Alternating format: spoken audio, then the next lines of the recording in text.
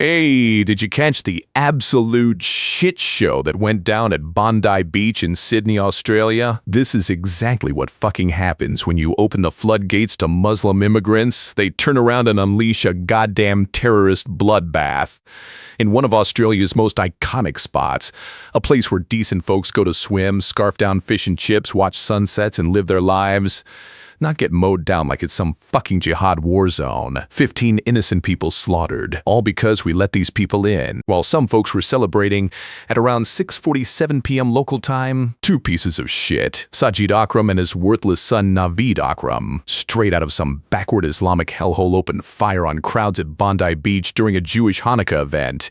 They blasted over 100 rounds, murdering 15 people from ages 10 to 87 and wounding dozens more. Cops finally did something right and shot the father dead on the spot, while the son got critically fucked up, arrested, and slapped with 59 charges, including 15 counts of murder and terrorism. Good riddance to that scum. This wasn't some random crime or a mental health episode. This was straight-up Islamic terrorism, targeted at innocent Jews celebrating their holiday, not workplace violence or any other pussy euphemism the media loves to spew. It's terrorism, plain and fucking simple, and it's high time we call these raghead radicals what they are, instead of tiptoeing around like cowards. And don't even start with the excuses about motivation. Was it ideology, instability, or foreign interference? The Australian government linked it straight to ISIS propaganda, with intelligence confirming that those goat-fucking extremists praised the massacre and called for more. That's not speculation, that's cold hard fact. Islam breeds this poison, and immigration policies are the ones letting it spread like cancer. Sure, some so-called heroes popped up in the chaos, people running toward the danger to help. But let's not pretend that changes shit. One guy, Ahmed Al-Ahmed, a 43-year-old shop owner, supposedly tackled one of the attackers before getting shot.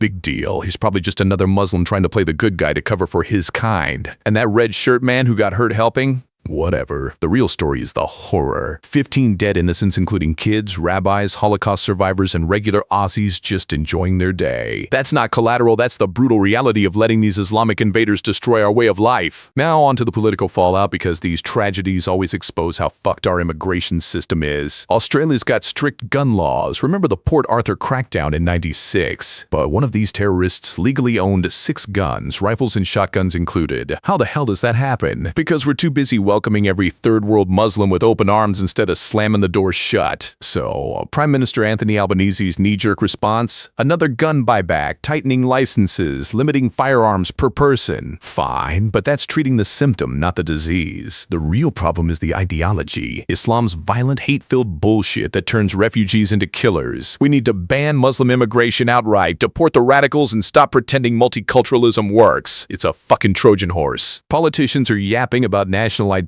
online extremism, and Australia's social fabric, but opposition leaders are right to demand action on anti-Semitism and hate speech, except they should go further and call out Islam as the root of it all. No more coddling these communities. It's time to root out the mosques breeding this filth. This attack screams about the failure of immigration and community relations. Leaked reports from Reddit show Sydney's Muslim enclaves ignored warnings about radical preachers linked to these attackers because authorities are too scared of being called Islamophobic. Bullshit. We've let these no-go zones fester and now innocents pay the price. Prevention? Start by shipping them all back where they came from. Don't sugarcoat it. Islamic terrorism isn't some peaceful accident. It's baked into that backward religion, metastasizing when we don't hold these immigrants accountable. Social tensions? Blame the invaders who refuse to assimilate. Violent rhetoric? It's straight from the Quran and their online jihad circles. This is us versus them, and pretending otherwise, it gets people killed. Australians' reaction? Thousands gathered at Bondi for vigils, but let's be real, that's just the start. We need rage, not mourning. And yeah, some mosque in Brisbane got vandalized with Nazi symbols and graffiti. About fucking time someone pushed back against these hate factories. Community leaders whining about racism? Cry me a river. Unity means expelling the threat, not hugging it. Bottom line, Bondi Beach was a wake-up call. Extremist violence from Islam can hit anywhere, even with gun laws, because the real weapon is the ideology we import through relax immigration. Legislate guns? Sure, but ban Muslim migrants, monitor mosques, crack down on radicalization, and purge online hate from their echo chambers. That's how you fix this ecosystem of death. Debates will rage, elections will exploit it,